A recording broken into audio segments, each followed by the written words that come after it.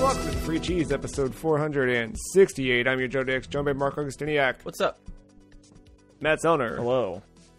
The Free Cheese is a weekly video game podcast about video games, brought to you once a week by thefreecheese.com. You go over to thefreecheese.com/thelist. You can follow along with the list of games we've been playing and ranking all season long throughout this here year 2022. Continuing today with Gauntlet 7 Sorrows for the PlayStation 2 and Xbox. Before we dive into the game, Mark, Matt, looking at what I would assume is everyone's kind of basic guideline for RPG characters, Dungeons and Dragons. What is your go-to class of choice for most standard RPG games? If you have an answer already, feel free to shout it out, but I'm going to drop the list here in the chat for you to, review and pick from if you'd like. Or would it be more fun if we guessed what each other's probably were? Because I wonder if we see each other different. You think that's the answer? We should guess. You want to guess just one apiece, or you want to guess all the way around? I'll guess all around. All right, what do you think? Where do you think I would be? Where do you think Matt would be?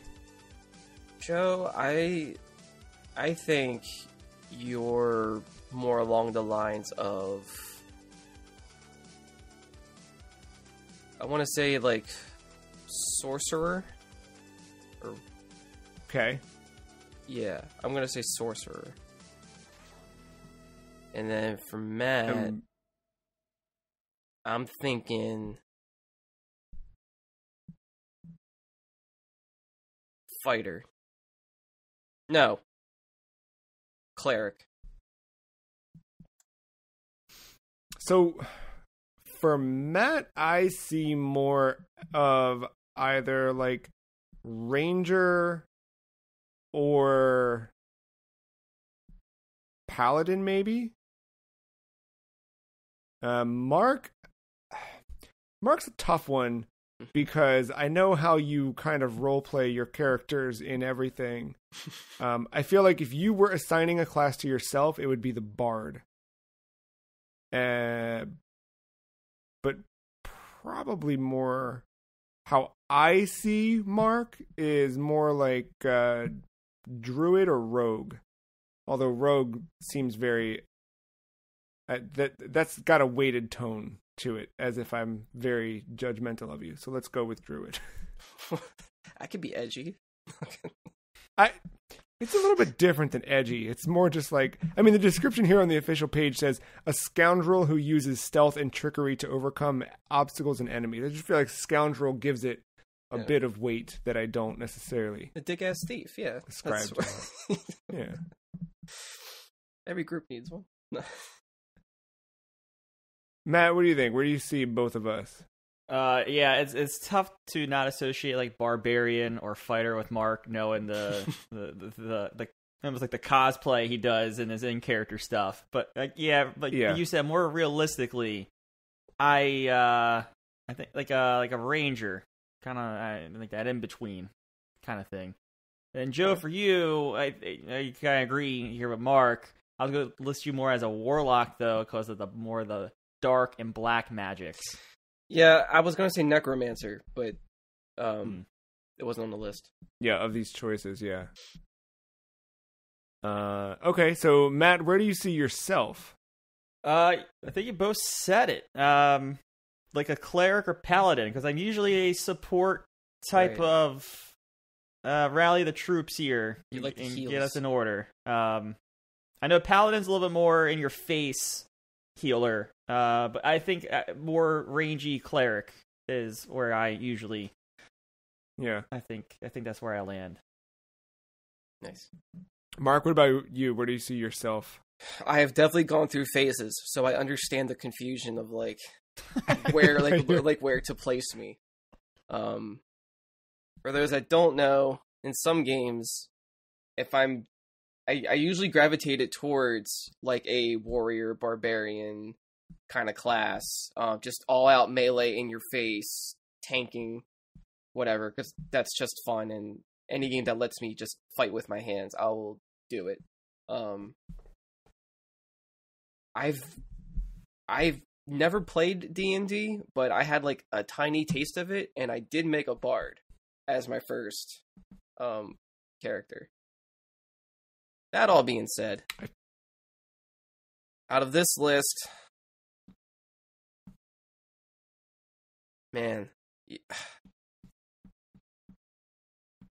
I'm definitely feeling the druid vibes a bit. Probably stems back to Diablo 2. Because that druid was cool, because you could turn into a werewolf, a werebear. You had different elemental abilities, but the only one you needed was that volcanic one that just had all these like cracks in the ground and just fissures of just lava shooting up, killing everything. Did the job for you. So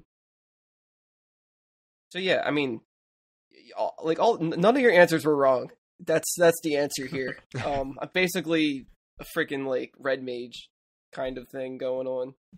Yeah. Yeah, Matt nailed it. Warlock would be the answer. Mostly because of the dark side of it. I want to be the kind of DPS ranged magic user, but the Warlock usually has that kind of weight to it. That's, yeah. I mean, like I have the benefit here of some visual aid on this D&D website, along with a bit more text description. So I think that definitely cemented. But like, so cleric says here, it's a priestly champion who wields divine magic in service of a higher power. Druid says a priest of the old faith, wielding the powers of nature and adopting animal forms. That's like 100% Mark in it. It's like, you are basically, what's his face? Captain Planet. With a little bit of Nighthawk from Mortal Kombat. You know, I should try to play him. I never did. Pretty fun. And then Warlock says a wielder of magic that is derived from a bargain with an extraplanar entity, which, you know, who hasn't done a little bit of a ritual or pact with an entity from an extra plane, you know what I'm saying? Which brings us to our game this week, Gauntlet 7 Sorrows, developed by Midway Studios San Diego, published by Midway Games, released for the PlayStation 2 and Xbox on December 12th, 2005. Would later be released in 2008 for the Xbox 360 Marketplace. Backwards compatible Xbox games, however, not currently backwards compatible with the Xbox One. Thank you, Warner Brothers, for the miss. Back of the box quote that we love to read every week. You got your splash tag here. What says, "Unite as heroes, fight as warriors, live as legends." Get your team together for a fast-paced hack-and-slash adventure, now with online co-op. For the first time ever, you can gather your team from anywhere in the Earth Realm. And that's Earth Realm with a space betwixt it, not to be confused with Earth Realm, the other Midway property. Online multiplayer action lets you live the adventure online for the first time ever. Really pushing this online stuff in the back of the box. Team up for co-op play in a world filled with ancient splendor and heroic action. Hack, slash, and combo your way through fierce battles and spectacular levels. Game supports 1 to 2 players locally and up to 4 using your network adapter and Logitech PS2 USB headset. You can also play locally if you have the multi-tap for up to 4 players. Let's jot that down. This was not the last Gauntlet game that would release, but the last one for quite a little bit. So Gauntlet first debuted back in 1985 in the arcade. We'll talk a little bit more about that version in just a bit here. But the series would end up that arcade game specifically would end up on a few different platforms. but we would then get Gauntlet 2, 3, and 4, along with Gauntlet Legends. There was a sequel to that. Gauntlet Dark Legacy, and Seven Sorrows was a sequel to both Gauntlet Legends and Dark Legacy. And then this was it for a little bit, yeah? This was the last one until Gauntlet released in 2014, which was kind of a reboot of the series, brought to you by your friends at Arrowhead Game Studios, previously making Magicka. So yeah, fun times Gauntlet all around. This game in particular, I never played back in the day, but Mark, you added this to the list. I want to hear about a little bit why you added it to the list and your background with it. But Matt, how about you? Had you played this one before our adventure this time? I've not played this one, but I have played a Gauntlet game in the past. It was, I think, just the regular one, once N64, with a bunch of people. And I remember having a good time with that game. I don't remember many details of that game. I would say probably this game brought some minor memories and have feelings of how that game was, but I remember having a lot of fun with that and trying to get through all the levels and it, without having to game over and start all the way back. But yeah, no, never this one though. Yeah, Gauntlet Legends was the N64 one that I remember playing, and I remember that box art vividly. The yellow, blue, red, green characters on it, and like in game that was very thematic. Like you just kind of knew which player number you or player character you were. It all felt so very good, and I had a lot of the good memories of that. I remember like really having fun diving in and playing through the adventure with my brother and a friend. It felt really good. And this too, yeah, it took me back to it. But this time around, we played this on its own, which I think will come into play here with a lot of our conversation. But Mark, you played this upon its original release, yes? Not quite. Or somewhere therein. So I think so this is all during like the 360 era, for the most part. But I was playing all the Gauntlet games just to get a feel for them, and I had played the original on NES way back in like middle school or something. But didn't quite understand what was going on when I was playing it, because like in that game you can just run into enemies and that will kill them, but it takes your health away, and also your health is time based. So like that it was always depleting. But I'm not sure if that was the case for.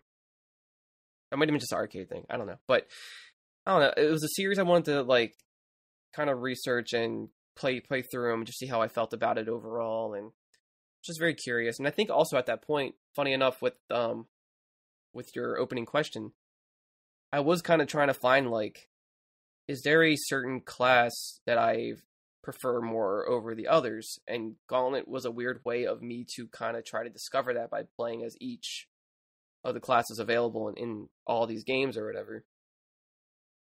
And I think at this point when I was figuring that out, I really liked the elf, which I guess would be like a ranger or archer type, what have you. And then when we got to Seven Sorrows, I was working at GameStop and I saw that it was backwards compatible for 360. So I just got the game and I just got the disc, put it in, and played through it, and I thought it was a pretty decent time from what I remember. I can't remember if I actually beat it or not. I want to say that I did, but I know like this one is kind of like the black sheep of the franchise. You don't hear much about it. I think like Legends or Dark Legacy, I think they're the same thing. I think that one gets talked about the most, which rightfully so. But yeah, so I was really curious to dive back into this one, get a different feel for it, and see where it lands. Yeah, I think the Legacy is the one I remember the most. Mm. And I do think, yeah, it had the most fondness. This kind of had a lot working against it in terms of release, because it came out 2005 in America, December. So this is post 360 launch. But our eyes are already kind of forward, right? And this is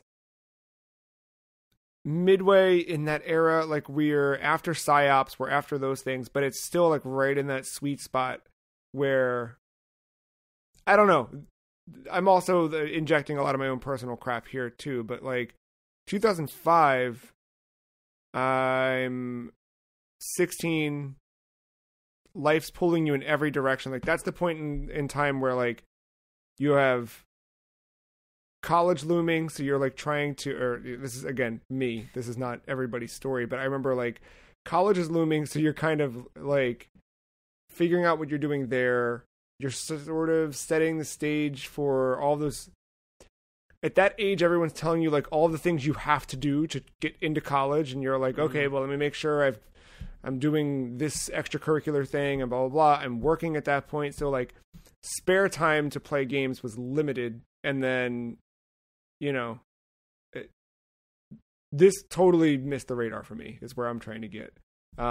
It likely would have been, of course, this era would not be, we'd be remiss to not mention Blockbuster Video, but this would have been in that era where I'd wander through a Blockbuster and see it. But again, probably not stop to spend the time to check this one out. Right. Because I had little enough time at that point to sink into anything, and if I was going to, it probably would have been Tony Hawk. Or I remember buying Guitar Hero, around this era. Yeah. So there's that. But yeah, I think probably a victim of being lost in the midst. I think also looking, historically back at some of the reviews, it kind of fell right in the middle with most major outlets. So I assume that probably didn't weigh too heavily on influencing the general public to pick it up. Another side note, but speaking of 2005, I've been kind of living a little bit in 2005, 6, and 7 in the last few weeks, where I've been reading more EGM and going back to old 1UP stuff and things like that. And you think about today, right, where and how we get video game news, and like, okay, let me do this. Where do you get your video game news, Mark? What's your sole source? If you had to say one sole source, where do you go for? What is it? Twitter. Matt, what is yours? It's probably Twitter at this point. Is it a specific person? Is it a specific company? Like, what are you looking for? Wario 64. It would be like between, like Wario, Nibble, and Bloomberg. So, okay, yeah. And like for So me, Schreier. I made a point when I That's what when I got out of using Twitter, I made a point to take those types of things that I would have followed as well and put them in an RSS feeder and look through that a couple times a day. That's me, and that's you two. We're all in the, there's a specific source, whatever. But I think there's also just as compelling of reason for using Reddit or streams or YouTube or whatever. There's all of these, I think, equally viable things. I bring this up because by the time this game came out, you had magazines. You did have internet publications, but looking at, the list of internet publications listed here that reviewed this game, like GameSpot, IGN, the AV Club, Eurogamer, I feel like, I don't know, they were, at least in that era, what I remember of those sites is you would kind of go there, just scroll through the feed. You kind of subscribe to one of these places, not all of them at that point, and you're going to get kind of whatever they tell you to get, right? And you something like this comes along the front page of IGN, you will see that the score is 7 out of 10, and you know that's the IGN score, so it's probably whatever. In a magazine, same thing. Like we just had fewer, I think, channels to go through. Yeah. And before I get incredibly weird and off path and redundant here, I guess in summation, I'm just trying to set the stage for like how you would have even discovered this game back then, because I think we all generally, I think a lot of people did have a fondness for that, for Legacy. I keep forgetting Legends, not Legacy, Legends. It came out on PS1 and 64 and Dreamcast, which, I mean, what better do you want out of that trio? But it was also an arcade, and I feel like almost every arcade had one of those cabinets. I feel like every movie theater I went to had a Gauntlet Legends cabinet. That like side of the arcade box, not box art, but that art is like burned into my memory. And I don't know, the idea of a new Gauntlet coming out in 2005 seems exciting, right? But at that point, it had been 5 years since Legacy, which was followed up from Legends in 98. Some time had passed since that came out. Right. And anywho,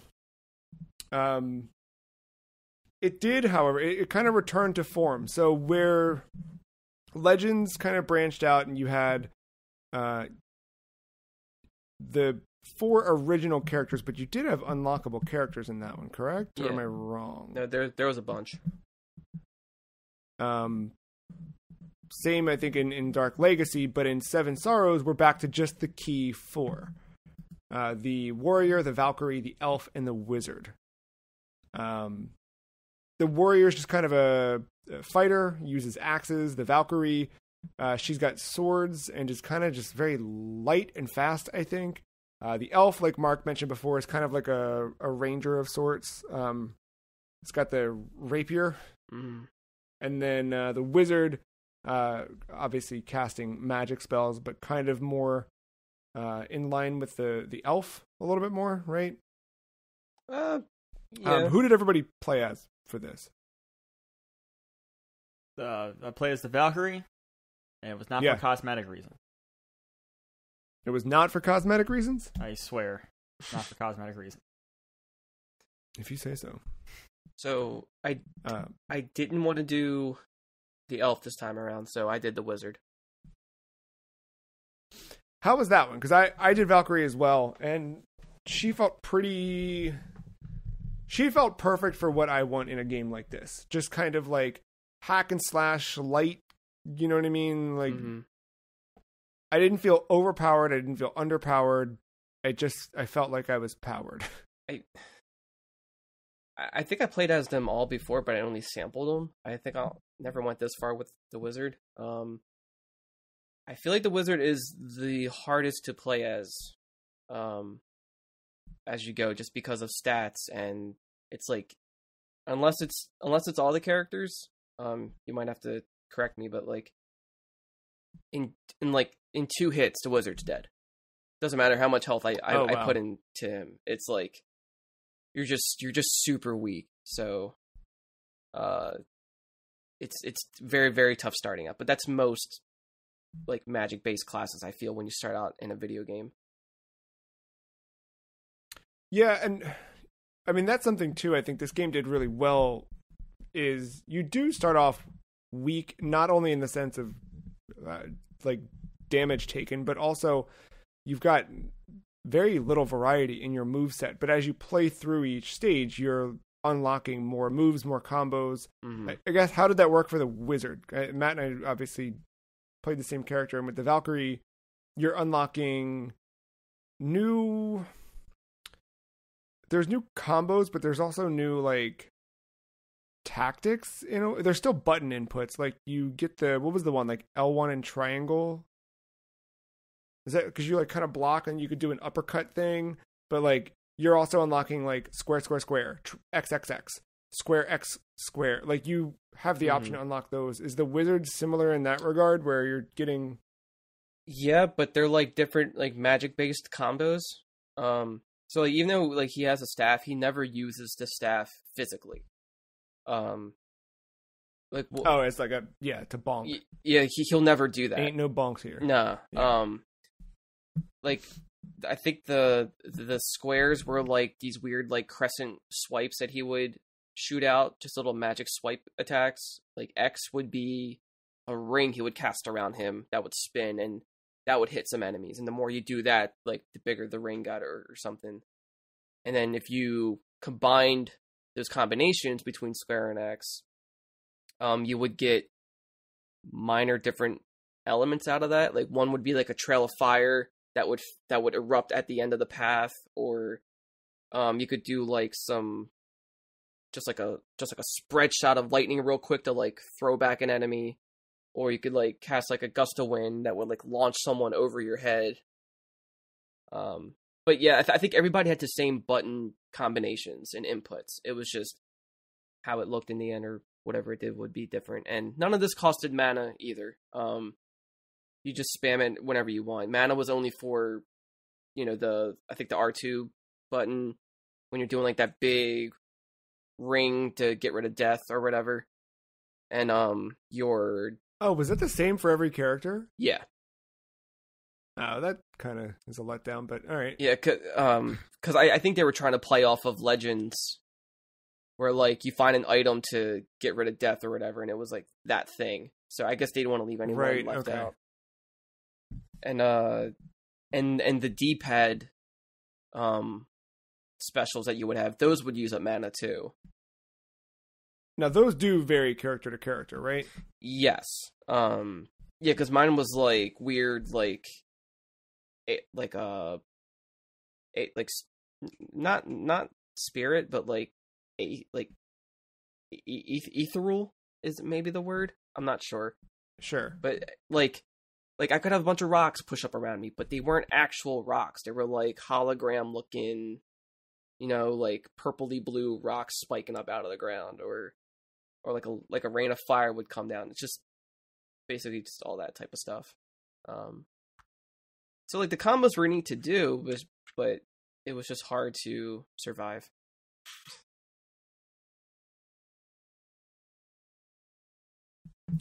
Which one part of this too we didn't mention, but the plot of the game.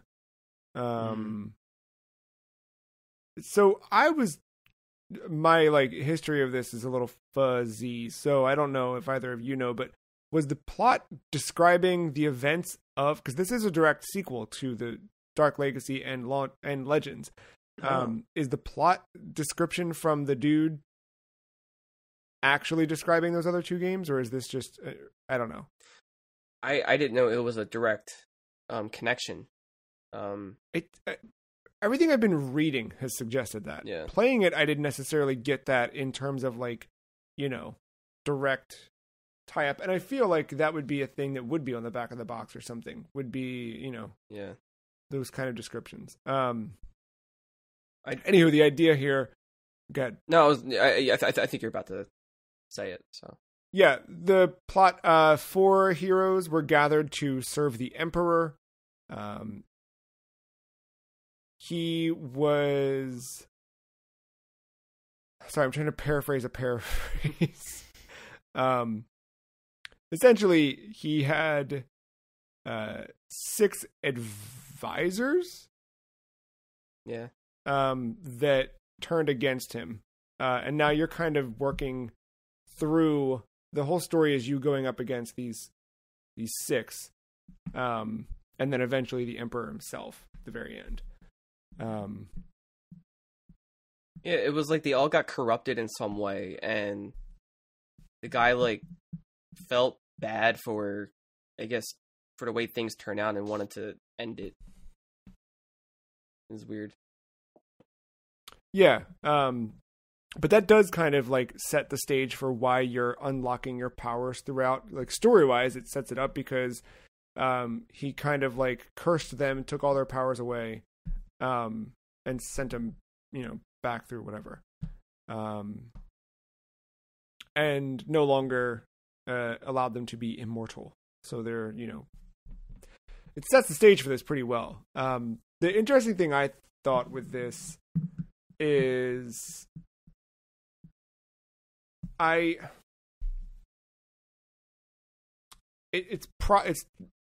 can't ignore the fact that I knew this going into playing this game, that it had a bit of kind of a long tail of development, I'll say.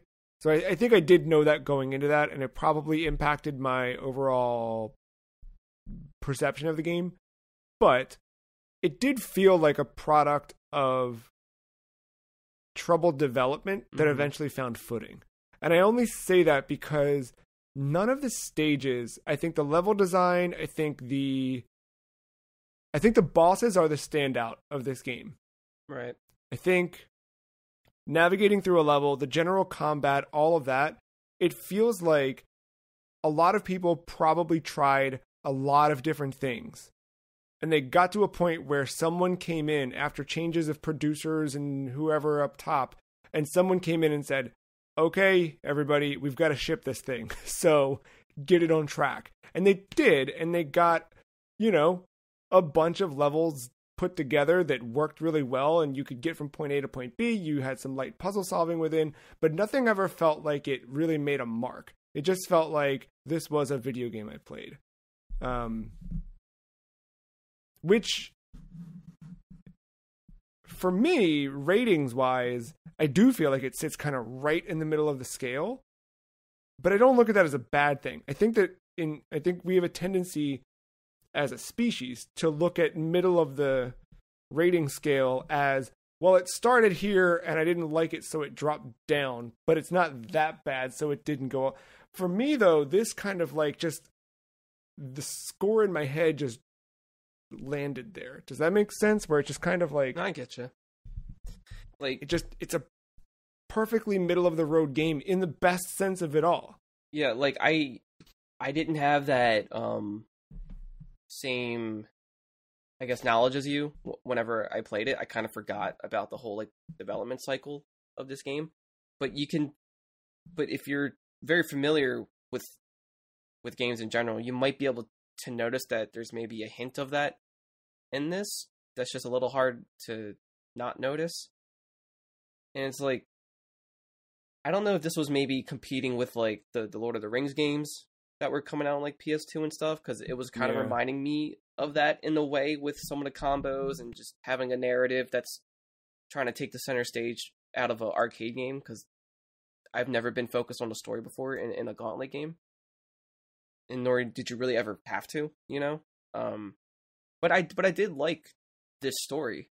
It just seemed like when it came to the executing with the game, some parts either felt a little rushed or felt a little flat in some areas, and it's fine. Like it never really like hindered me, at least from like the first time I was playing it. But I think it's probably because I picked a wizard that probably dictated a lot of how I had to approach this game. So I think that was kind of like a bad combination, because I noticed with like, I had to have been maybe a little past halfway through this game, and you have to really grind to level up.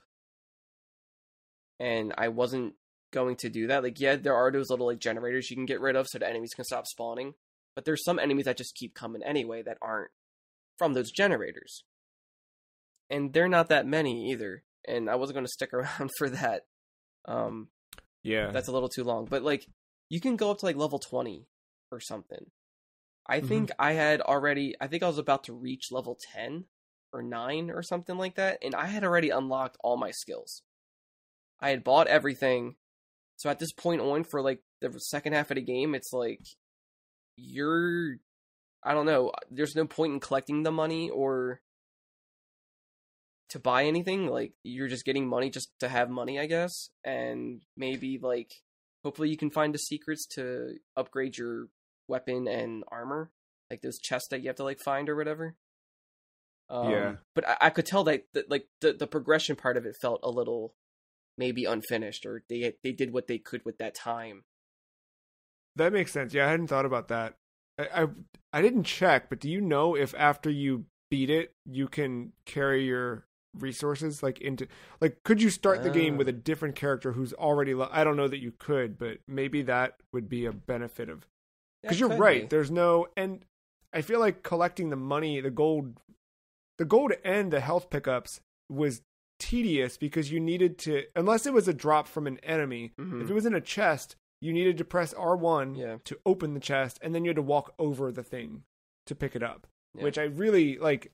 One tiny little quality of life thing for me would have been, just auto pickup right away. And I know, like, I know the name of this podcast, so hopefully that doesn't dictate anything here. But do we agree that cheese gives more health than chicken? Like a chicken leg? Do I agree with that in real life, or do I agree with that in the sense of the game? Both. Because I always thought, like a chicken leg, I know a whole chicken gives you full health, but like a chicken leg, I feel should provide more than a cheese wedge. But because a cheese wedge almost full heals you. I don't know this, but like, is cheese in like a role playing game like this like a big deal? Because in Dota, when you kill Roshan, it drops cheese, which is a full replenish of health as an item.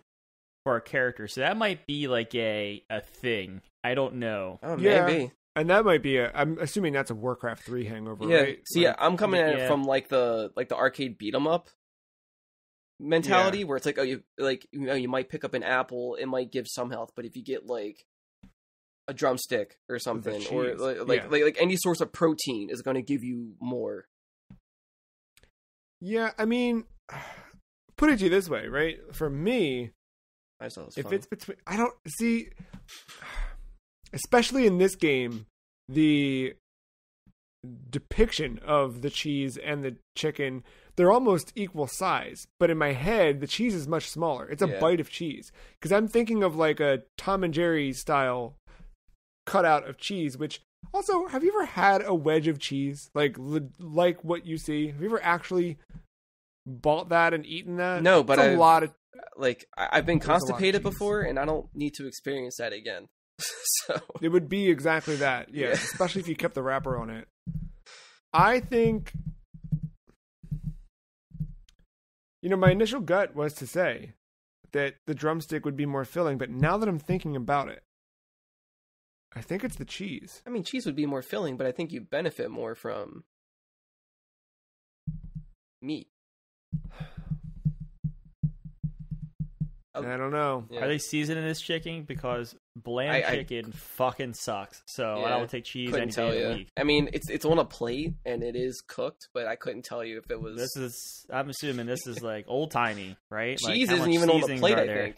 I think the cheese is just straight up just on the ground. Like, here you go. And to be, you just find that. I don't want to deviate the topic here, but if you told me that the story of this game was to create a path to India for all the spices for a new spice trade, I would have believed you.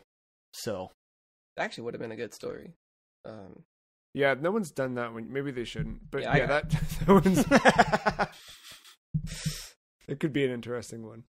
And then I think you do it two ways, right? Like the left to right vertical is the beat 'em up that gets you there, and then the right to left, it's just a cooking mini game applying the spices back on all the things you're eating along the way.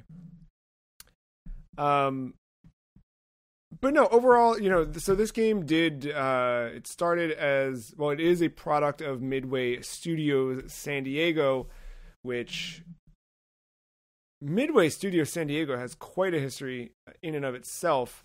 So the whole Midway, I did a little bit of digging in this, kind of all over the place. So like my kind of weird entertainment in between things has been lately like revisiting all these old magazines. I've been playing Twilight Princess a lot on the Wii U, and that put me back in the Wii mindset, which put me back in that era. I'm making Mii's again.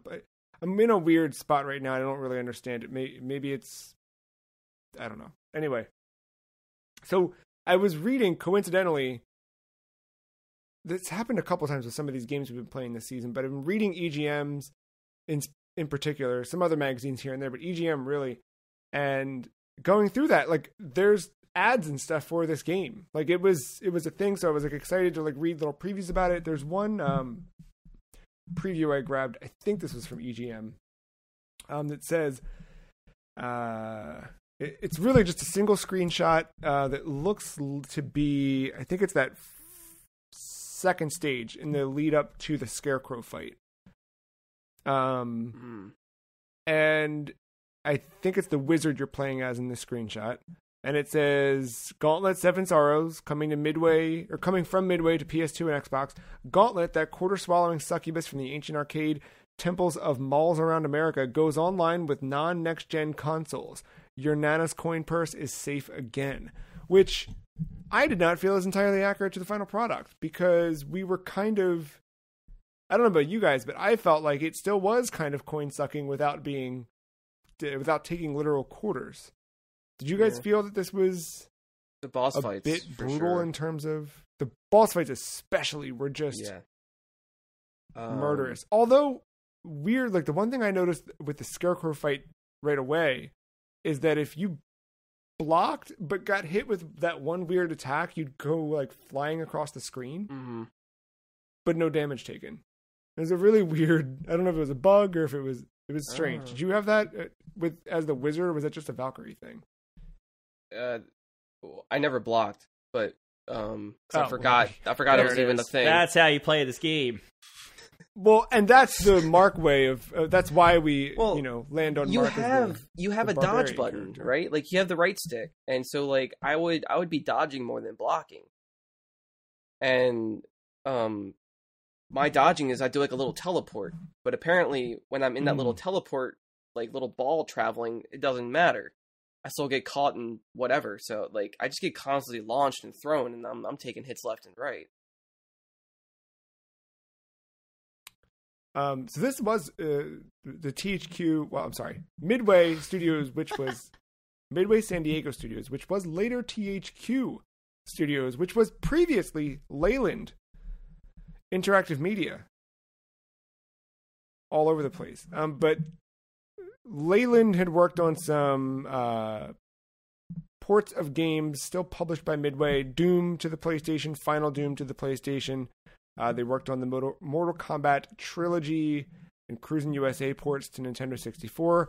The previously reviewed and talked about NBA Hang Time.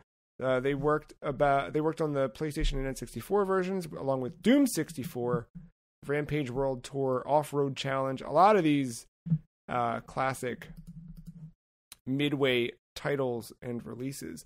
The Quake 64 was another one from this studio. And this is where John Romero would land after Quake. At some point after Quake. He had gone on immediately after Quake to do other things, but eventually he had gone here. And Gauntlet 7 Sorrows was originally being worked on by both John Romero of id fame and Josh Sawyer of Fallout New Vegas fame, and I think is probably the most recognizable title from Josh Sawyer. But they had both been working on this. They had come up with new characters to add to the game, Lancer and Tragedian. That word I've never heard of before this one here. But both characters had been removed, obviously, before the final release of the game. Barbarian probably took some Lancer qualities. I can see that. I'm assuming Lancer's probably something like Final Fantasy's Dragoon, where you're just like a spear wielding class or something. And for Barbarian, you have I thought you had that giant like two-handed axe or whatever, like a pole arm of some kind. Yeah, an interview with Josh Sawyer from 2005 on GameBanshee.com says that the Lancer was to use a long two-handed thrusting weapon. The Tragedian, she was from the same culture as the Lancer, but totally different background, totally different whatever. They've got all this crazy backstory stuff that she uses sign language, but it's a prostitute's form of sign language called the Harlot's Tongue to communicate with some of the other characters in the game. Her combat style is unarmed, which is a bit of a misnomer because she uses weapons like punch daggers, claws, etc. while performing lightning-fast attacks. So she would just essentially have been a monk in Dungeons and Dragons. Yeah, it language. seems. Yeah. But yeah, both characters taken out of the game before release. Yeah, and I know. It's a very fascinating piece of video game media, this Gauntlet 7 Stars. Did you, when you did play it, Mark, did you play online at all or play with friends back then? Because that was the one piece I felt like was missing this time. Everything I played through, I just did solo and didn't really mind it. But yeah, I think I think it works solo. Yeah, at least with the elf class, I didn't mind it. Definitely could have used help as a wizard for sure.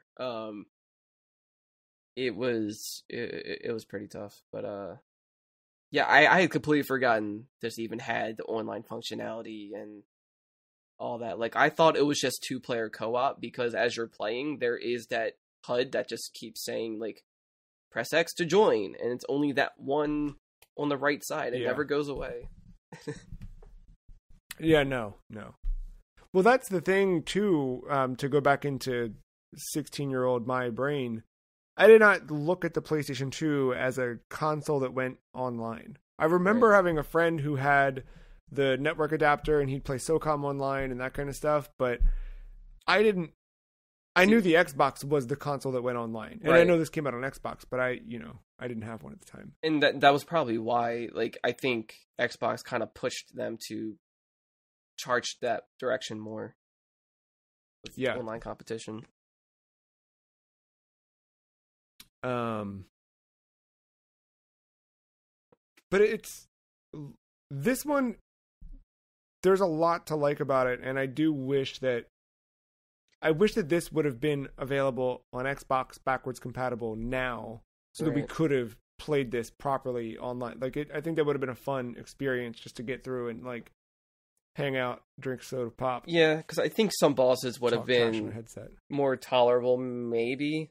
Because it did feel like some of it was like, all right, somebody has to like take the boss's attention while the other people all hit him in the back and just take turns running away and punching his butt. Yeah. Because some of them, you had to actually like do some things. You kind of had to puzzle solve in order to get through the boss. Like, the Scarecrow sets you up with false expectations pretty early on, because it's like, it's a bit different than standard enemy combat, but it is like,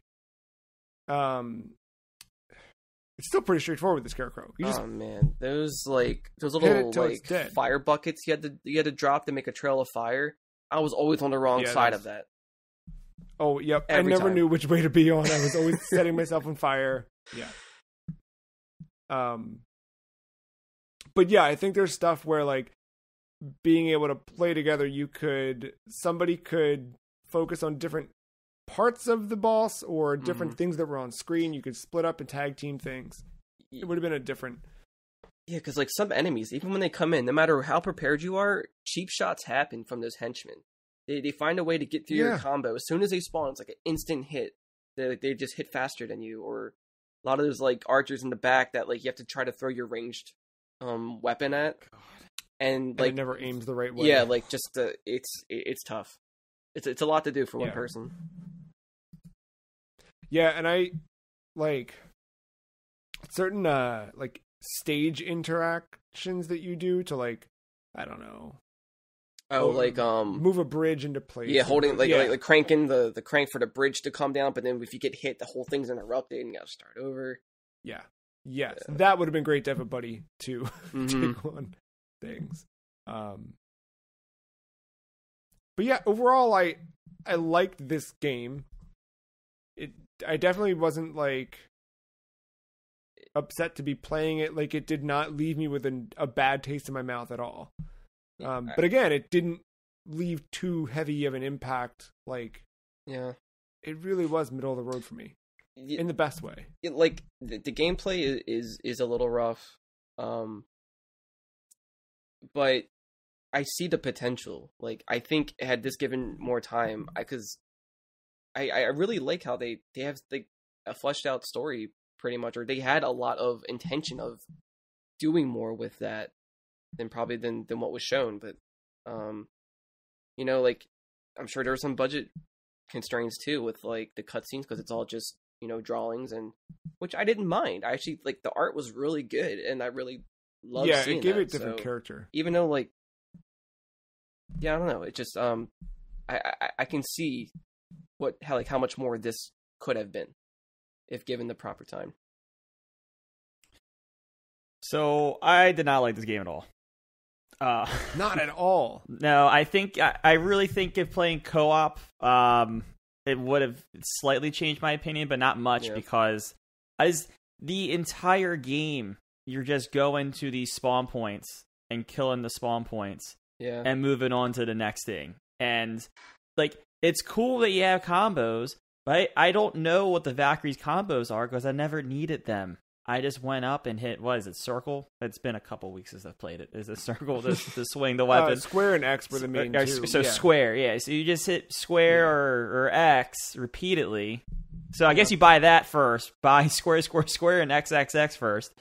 And it's just that over and over. And I don't think the levels were anything cool to look at. I got real pissed off. There was that foresty one where you essentially travel around in a circle. Mm-hmm. And then you hit this teleporter, and this teleporter puts you right back on the beginning of the level to make you have to go not all the way around, but like halfway around with the same spawns. And it's like, dude, what are we doing? I feel like they were trying to just draw out as much time as possible for like such a short stage. I think they want to get your money's worth with your time, and that's just that's just one way.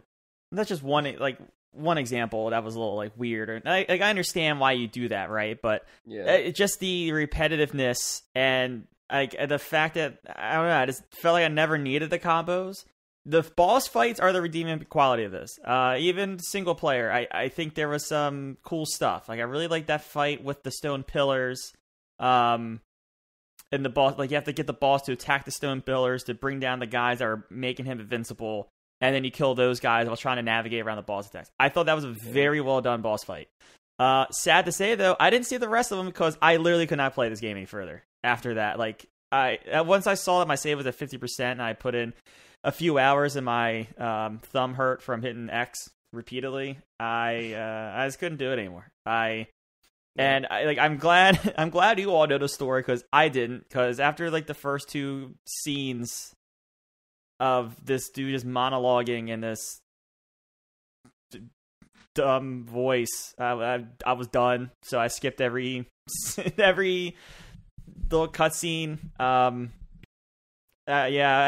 got to the point where I was just trying to get through it to talk about it, and once I hit that point, I was, I played a little bit longer, and I'm glad I did that because I did get to see a good boss fight. And I'm sure they did more of that kind of later on, but yeah, this was not for me. And I don't think there's too much redeeming with the fact that we did play together. Like, I think it would be more fun because we're talking shit. It's going to be one of those things where we're not even talking about the game. We're going to be talking about something fucking stupid that we normally do, like one of our dumb conversations we have in the intro of these shows, but just, extrapolated because we're kids club. Right, yeah. And like I think that's the trade-off with doing something of like an arcade game, right? Where it's like like these are going to be like a little more on the simple side and very repetitive, and trying to make more out of that I think is a very hard thing to do because it's like they were still trying to capture the roots of the game, and it could have been handled a little better. But if you never played a Gauntlet game before and you don't know how they work, it's like, it's gonna seem weird no matter what, because it's always just destroy generators from stopping from enemies from spawning and then move on. That was the whole point of the games before, and trying to do that here, it did feel a little more on the empty side, like it was just missing something. And I thought it was hilarious when like you knew that's the point as you're playing through the game. That's what you have to do. And I loved when it would just pop up every here and there, a little notification. Destroy the generators to get rid of the enemies. It's like, no shit. What do you think I've been doing this whole time? Yeah. Yeah, I'm in level 7, dude. Yeah. And Mark, you brought up the Lord of the Rings. And I think it's the opposite. I think the Lord of the Rings, those especially the Two Towers of Return of the King. I never played Fellowship, and I don't think it's that good of a game for what I've heard. That's a way different one too. Yeah. Yeah. But the Two Towers actually comes the year after this, in June of 2006.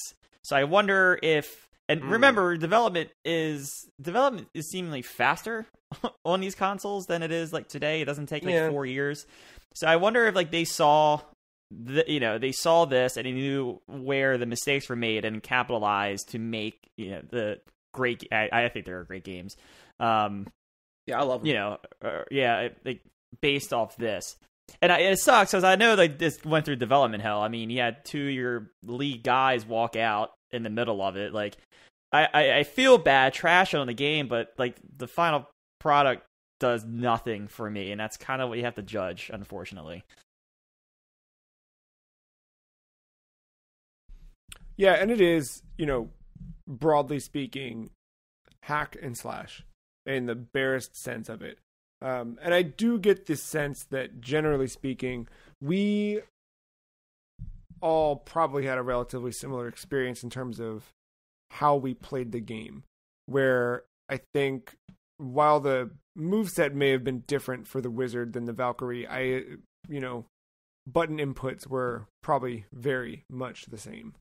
And those types of things. And I feel like certain games that are class-based like this, where you're choosing different character types and whatnot, you can do some cool stuff where there's like, oh gosh, what was I just playing that had something really neat where like it feels wholly different to play a different character. You know what I mean? Like, like Mark pointed out at the top, like with Diablo, like the stuff you were just describing with the Druid character? Is that what you were talking about with the? Yeah.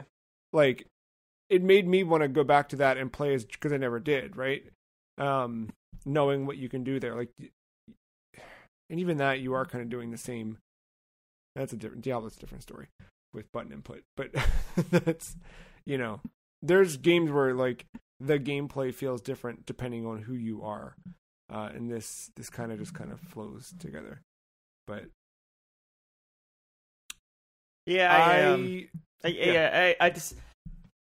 wish we would have had the opportunity to play it together. Again, my feelings might change. So I think my core feelings at the end of the day would not change much, but I think I would have had a better experience and like would have maybe like if we were playing through the end of the game, like I probably would have seen it through because I was having a good time just like hanging out. And they probably knew that like this was the way, this was the intention, was to play it that way. Like it's the whole marketing point, right? Like back of the box, like they're pushing that because they just as weird. It's so so it's like such the beginning of the online too, and it's nothing like what it is today. Like you have to, like your headset had to be plugged into the console, like there's none of the modern stuff you have and today is like not there. And God, you had to if you didn't have the right PS2, you had to get that huge ass block and make sure. And also, you might not even have broadband at this point, too. Remember, so many games, there's like broadband / dial-up.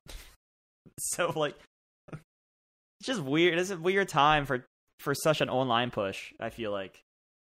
Yeah. But it was forward-thinking as well. Right, yeah, I mean, anywho. They definitely released this. Well, I guess they tried. And I was going to say release this game 10 years later, but yeah, no. So yeah, I mean, that was it, the last one in 2014, that reboot, which, Mark, you really liked that one a lot, and I remember I picked it up on Steam and had a good time with the bit that I'd played of it. And that one, they added a Necromancer class as DLC. Yep, which seemed rad. I don't know what the future is for this, because Warner Brothers is in a super bizarre spot right now. Yeah. Well, I mean, I was gonna say, I guess that 2014 one is post all the Midway stuff. I was gonna say that you got all that tumultuous crap in there before, but yeah, who knows with Warner Brothers. Yeah, because I don't. What's coming out of Warner Brothers right now, game wise? There's the two DC properties. You've got Gotham Knights is the closest, followed by Suicide Squad next year. That Harry Potter game, Hogwarts Legacy's next year. Wonder Woman was announced, but we've seen nothing more than the announcement for that. Multiverses seems like it's maintaining some traction, although I don't know if you guys have played that. It is not a good video game. It's still getting some good traction though. I think Multiverses will hang around. To me, it just felt like slower than PlayStation All-Stars Battle Royale and clunkier, and I didn't have a good time, and I hate modern video games and the way they package everything. But if you like all of that, I don't know, Warner Brothers has a game for you, I suppose. But, beyond that, what are they doing? They've got a Gollum game, don't they? Or did that come out? Oh, yeah, that is coming. They just pushed... They had a trailer. The game looked like shit. Like, graphic-wise. And then I think it got some bad reception. Then they delayed it. I didn't even mean to... I just stumbled upon that trailer. I think I was just watching... I just had a stream up, and someone was going through, like, new trailers, and someone was like, oh, man, Gollum trailer. And he looked at it, he was like, that did not look good. And it didn't. It did. Yeah. Yeah, there's Multiverses, Hogwarts Legacy. We still have no idea what NetherRealm is up to. Whether they're doing another Injustice or Mortal Kombat 12.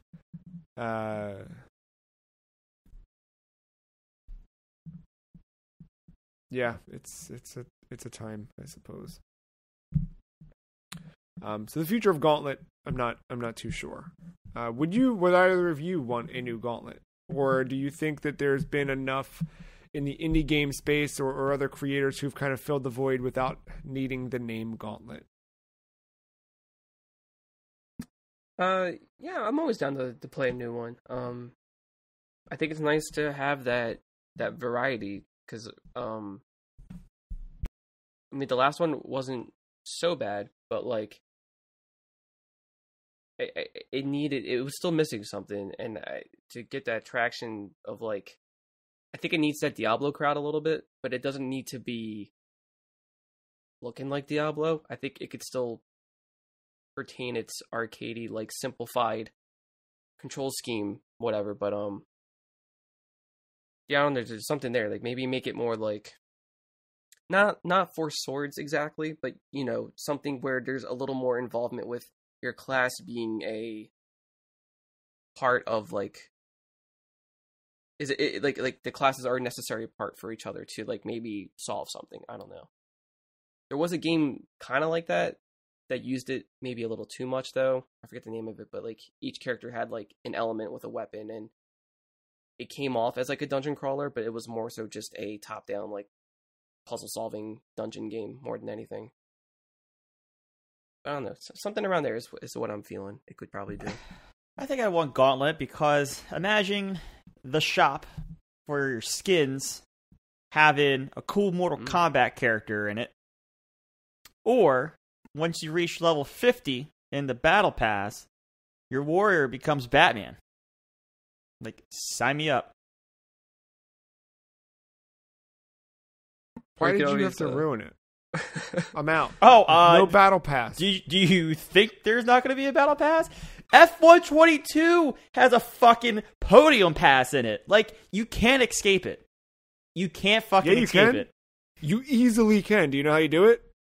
What, don't play new games at all? Bingo, buddy. Check this guy out. This here's called the Sony PSP. It's where I live my life. Well, you know what doesn't to have be a fair, Battle Pass? though, work time fun. To be fair, though, I'm not disagreeing with you here, but you asked. I know. if we wanted a new Gauntlet game. I was just telling you what it would be. Yeah, I like all those idiots that had never skateboarded or played a game in the Skate franchise that demanded Skate 4 that won't buy it anyway. I don't think they understand what's actually going to happen with that game when it comes out and how really awful it's going to be. But, go for it, kids. Keep spreading the hashtag, I suppose. Anyway, Grouchy Old Man. Listen to that. That's the cross media bar for you, buddy. I've never hated that cross media bar. Oof. That's the best dashboard. I never experienced Blades, though, Mark, to be fair. Blades were good. I never experienced them, and they, of course, got patched out because you can't have fun things. Yeah. It was the best with the Blades when you could upload a background image from a hard drive or something, or from your computer, and then with the Blades, you have all your custom images behind it. That was the best. Yeah. Now, has anyone built a 360 emulator that lets you set...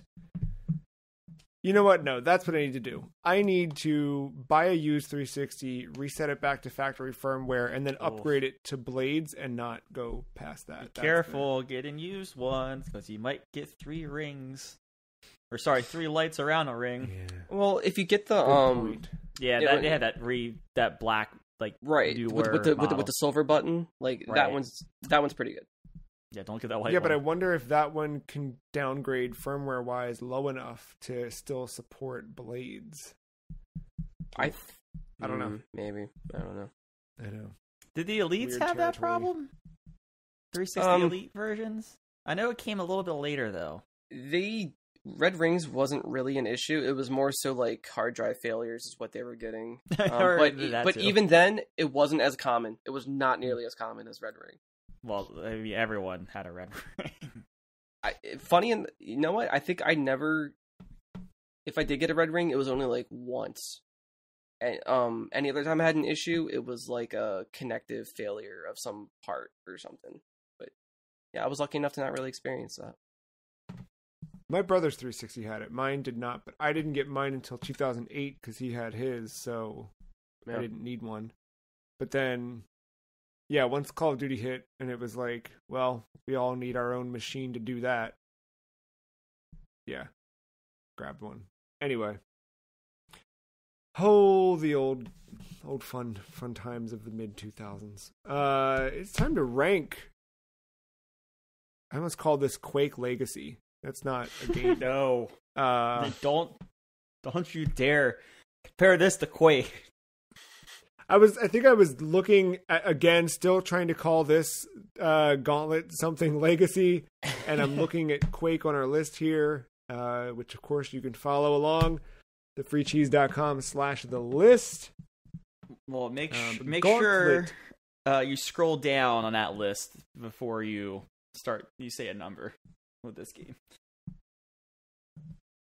Man, you really did not like this game. No, I did not have any fun past the first level. Besides that boss fight.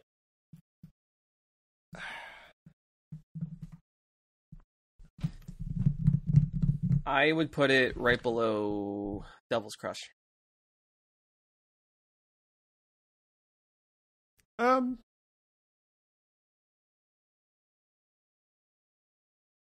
Yeah. It's mindless to me, but still playable. And the camera wasn't exactly an issue for me for the most part. Like, no, the camera did what it needed to. I had no problem with that. That's just the size of the boss arenas, though, I think. Yeah. But sometimes the bosses, I wish I could see them more, but right. It's a small.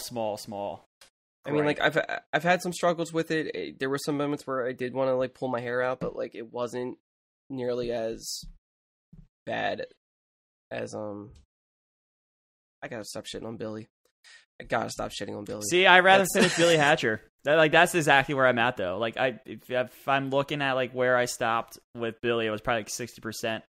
And then Gauntlet like 50. I'd rather see Billy through. It's funny because like, yeah, yeah, I guess this is where like the list starts getting weird because there's some games down here that like I like more than others and whatever. But like, just comparing to Hang Time for some reason, I could never win a match in Hang Time, and that was so frustrating for me. Yeah. And maybe that was me, but like the way that game was presented, and it was like too arcadey with the timing, not having enough time to do anything. Was like, which is stopping me from enjoying that game, and Gauntlet didn't have that issue really. So that's for some reason that's been my comparison. It's not a bad, but like, see, that's the thing. Where Matt's ready to put this below Billy, I'm definitely putting this above Sunset. Right, and that's where I think Mark, I think you landed. I think it's good. I think it's right in that like midway Knuckle, if we'll call it that, of like it's below Psyops, it's above Hang Time. It kind of fits. I didn't realize how much Midway we had on this list. Well, when you're shitting out games left and right. True, yeah, and you can tell where our tastes skewed in the early aughts. Yeah, and like at least we all agreed that it was on the more lower side of the list. It had no chance going anywhere else. Yeah, it was. Yeah. Gauntlet 7 Sorrows coming in at our new number 25. Just between Devil's Crush and NBA Hang Time. I liked this game. I didn't hate this game. I didn't love this game. I liked this game quite a bit. But yeah, that one's that. That's Gauntlet 7 Sorrows. Again, you can follow along with freecheese.com/the list. You can go back to the front page of the freecheese.com. It's consistently updated with all of our years worth of shows. So you can go back and check out any episode you may have missed for any of the games you are more curious about or have fond memories of and want to hear us discuss. Next week, it's time to get your claws out with the Nintendo 64 controller and Sin and Punishment from former Konami employees turned treasure game company. Did I already say the game name? Or did I just say... said it, right? I didn't hear it. Did I? I feel like I've said a lot of things I didn't say. Either way, it's Sin and Punishment is the game, which never had an official release in North America back then, but it kind of has now. And we're going to talk about it next week. So check that one out if you do want to play along with us ahead of the episode. It is available currently in the Nintendo Switch Online Nintendo 64 catalog, available with the Nintendo Switch Online expansion pack. Whew. Got that. But you can't buy the controller because that has been sold out for 6 years. So, jot that down. Yeah. Anyway, we'll be back next week with another episode of Sin and Punishment. Until then, thank you, Mark. Thank you, Matt. And thank you, listener, for listening. Goodbye.